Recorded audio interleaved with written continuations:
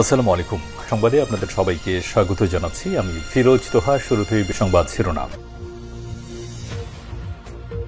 পুরোদমে Iran, Israel এবং নিরীহ ফিলিস্তিনিদের মাঝে ভয়াবহ যুদ্ধ চলছে।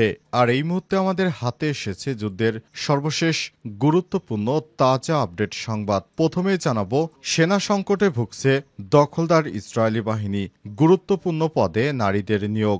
গাজা উপত্যকায় গত ২০ মাস ধরে চলমান গণহত্যা চালাচ্ছে ইসরায়েলি বাহিনী। দেশটি তীব্র সেনা সংকটে ভুগছে, তাই গুরুত্বপূর্ণ সামরিক ভূমিকা পূরণ করছে নারীরা। দখলদার ইসরায়েলি বাহিনীতে এবার চরম ধস নেমেছে। এরপর জানাবো, আবারও আল আকসা মসজিদ প্রাঙ্গণে দখলদার ইসরায়েলের নিরাপত্তা মন্ত্রী। ইসরায়েলের জাতীয় নিরাপত্তা মন্ত্রী ইতামার বেন গভির আজ দখলকৃত পূর্ব জেরুজালেমের পশ্চিমে আল আকসা মসজিদ প্রাঙ্গণে প্রবেশ করেছে, খবর আনাদুলুর। এদিকে ইসরায়েল সমর্থিত গ্যাংয়ের ৫০ সদস্য নিহত, গাজায় গৃহযুদ্ধের সংখ্যা। গাজায় ইসরায়েল সমর্থিত একটি ফিলিস্তিনি গ্যাংয়ের ৫০ জন সদস্যকে হত্যা করেছে হামাস। সাম্প্রতিক সপ্তাহগুলোতে ফিলিস্তিনি যোদ্ধাদের হাতে তারা প্রাণ হারিয়েছে বলে দাবি করেছে গ্যাংয়ের সহযোগীরা। এই ঘটনার বিষয়কে কেন্দ্র করে গাজায় গৃহযুদ্ধের সংখ্যা প্রকাশ করেছে অনেকেই। জানাবো, ব্রিটিশ প্রধানমন্ত্রী কানাডার সফর শনিবার থেকে। যুক্তরাষ্ট্রের প্রধানমন্ত্রী কিয়ার স্টারমার ২ দিনের সফরে কানাডায় থাকবেন আগামী ১৪ জুন থেকে। এই সফরে কথা বুধবার কানাডার প্রধানমন্ত্রী মার্ক কানি ঘোষণা করেছেন। কানাডার প্রধানমন্ত্রীর দপ্তর বলছে, কিয়ার স্টারমার আজ দেশটির রাজধানী অটোয়া সফরে থাকবেন। এবং সর্বশেষ জানাবো, গোপনে ভারতে এসেছেন হাসিনা পুত্র জয়। বাংলাদেশের ক্ষমতাচ্যুত প্রধানমন্ত্রী শেখ হাসিনার সঙ্গে দেখা করতে গোপনে যুক্তরাষ্ট্র থেকে ভারতে এসেছেন শেখ হাসিনা পুত্র সজীব ওয়াজেদ জয়। ভারতের নিরাপত্তা সংস্থাগুলোর একাধিক সূত্র বিষয়টি নিশ্চিত করেছে। প্রিয় দর্শক, এতক্ষণ শুনছিলেন সংবাদ শিরোনাম, এবারে বিস্তারিত। তবে তার আগে বন্ধুরা, অনুরোধ থাকবে এই সংবাদটিতে একটি লাইক দিন। এই চ্যানেলে আপনি নতুন হয়ে থাকলে আমাদের সংবাদটি দেখতে দেখতে চ্যানেলটি সাবস্ক্রাইব করে রাখুন। কমেন্ট করে বন্ধুরা আপনার মূল্যবান মতামত জানিয়ে দিন আপনি বিশ্বের কোন দেশ থেকে বা বাংলাদেশের কোন স্থান থেকে আমাদের সংবাদটি দেখছেন এবং শুনছেন। আর বন্ধুরা, গাজা যুদ্ধে আপনি যদি নিরীহ ফিলিস্তিনিদের ভালোবেসে থাকেন, কমেন্টে ইয়েস লিখে বিশ্ববাসীকে জানিয়ে দিন। সংবাদটি আপনার সোশ্যাল মিডিয়া ফেসবুকে শেয়ার করে বন্ধুদেরও দেখার সুযোগ করে দিন। এবারে বিস্তারিত। সেনা সংকটে ভুগছে ইসরায়েল, গুরুত্বপূর্ণ পদে নারীদের নিয়োগ। গাজা উপত্যকায় গত ২০ মাস ধরে চলমান গণহত্যা চালাচ্ছে ইসরায়েলি বাহিনী। দেশটির তীব্র সেনা সংকটে ভুগছে, তাই গুরুত্বপূর্ণ সামরিক ভূমিকা পূরণ করছে নারীরা। আজ গণমাধ্যম মিডল ইস্ট মনিটরের এক প্রতিবেদনে এই তথ্য প্রকাশ করা হয়েছে। প্রতিবেদনে বলা হয়েছে, গাজা উপত্যকায় ইসরায়েলি আগ্রাসন শুরু হওয়ার আগে নারী সেনাদের দায়িত্বে মূল সীমান্ত পাহারা ও পশ্চিম তীরে, যেটি আন্তর্জাতিকভাবে অবৈধ দখল করা চেক পয়েন্টের কাজের মতোই সীমাবদ্ধ ছিল। কিন্তু দীর্ঘায়িত এই সামরিক অভিযান নারীদের গাজা, লেবানন ও সিরিয়ার মতো ফ্রন্ট লাইনে পাঠাতে বাধ্য করা হচ্ছে।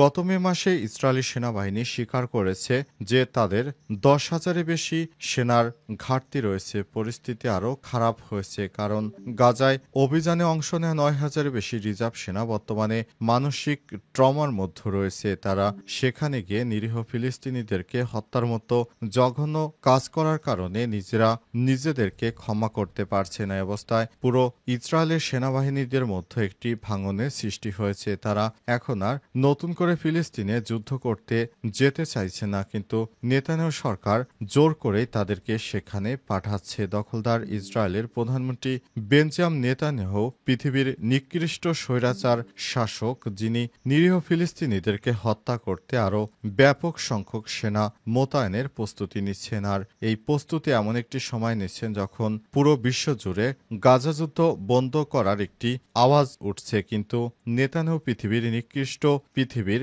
জঘন্যতম ইহুদিবাদী প্রধানমন্ত্রী, যিনি পুরো গাজা এলাকায় ধ্বংস করতে আরও অতিরিক্ত সেনা মোতায়েনের যে স্বপ্ন দেখছেন, সেটি আশা করি কখনোই পূরণ হবে না। কারণ যারা মজলুম, তাদের সঙ্গে সৃষ্টিকর্তা রয়েছে। কোনোভাবেই দখলদার ইসরায়েলি বাহিনী এই ধরনের অপকর্ম করতে পারবে না এবং এগুলোকেও সমর্থন করে না কেউ।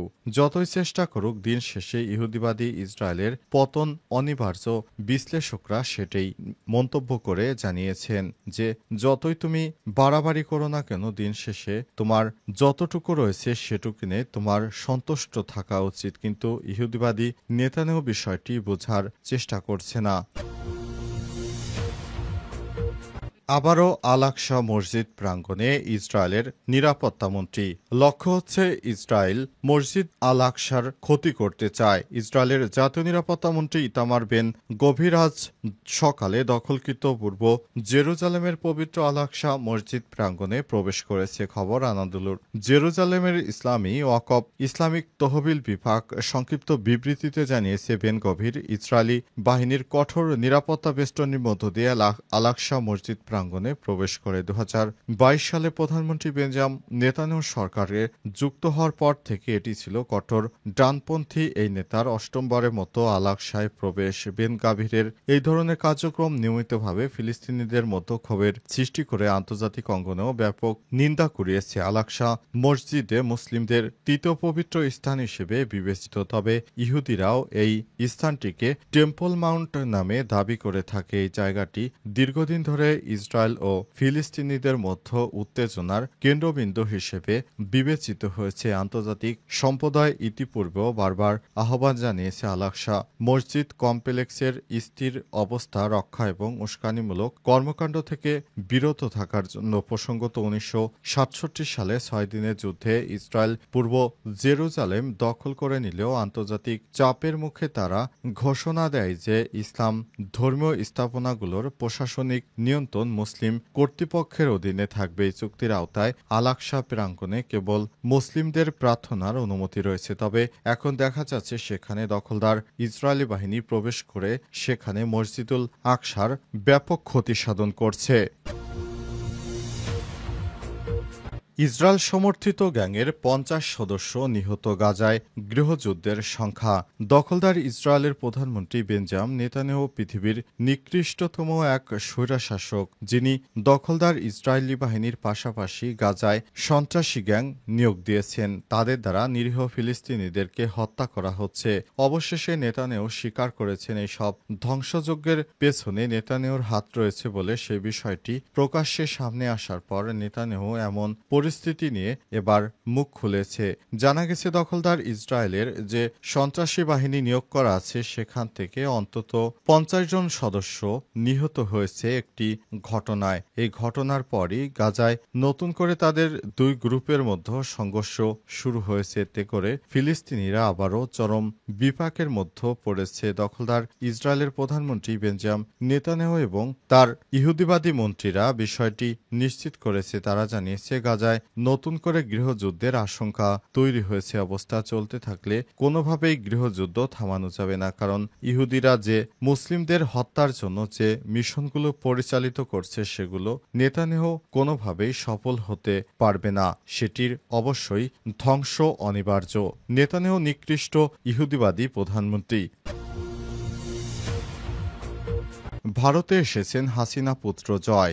বাংলাদেশের ক্ষমতাচ্যুত প্রধানমন্ত্রী শেখ হাসিনার সঙ্গে দেখা করতে গোপনে যুক্তরাষ্ট্র থেকে ভারতে এসেছেন শেখ হাসিনার পুত্র সজীব ওয়াজেদ জয়। ভারতের নিরাপত্তা সংস্থার একাধিক সূত্র এবং ভারতে অবস্থানরত আওয়ামী লীগের শীর্ষস্থানীয় কয়েকজন নেতা সংবাদ মাধ্যম বিবিসি বাংলাকে এই তথ্য নিশ্চিত করেছেন। সংবাদ মাধ্যমটির সঙ্গে নাম প্রকাশে অনিচ্ছুক একাধিক সূত্র জানিয়েছে, ঈদুল আজহার আগে জয় ভারতে পৌঁছান এবং মূলত মায়ের সঙ্গে ঈদ উদযাপন করতেই তার এই সফর। বর্তমানে শেখ হাসিনা দিল্লিতে অবস্থান করছেন। সূত্র আরও জানায়, 6 জুন জয় ভারতে পৌঁছেছেন এবং পরদিন কুরবানির ঈদে তিনি মায়ের সঙ্গে সময় কাটান। ওই সফরটি মূলত ব্যক্তিগত পারিবারিক হলেও রাজনৈতিক প্রেক্ষাপটের কারণে এটি বেশ গুরুত্ব পেয়েছে।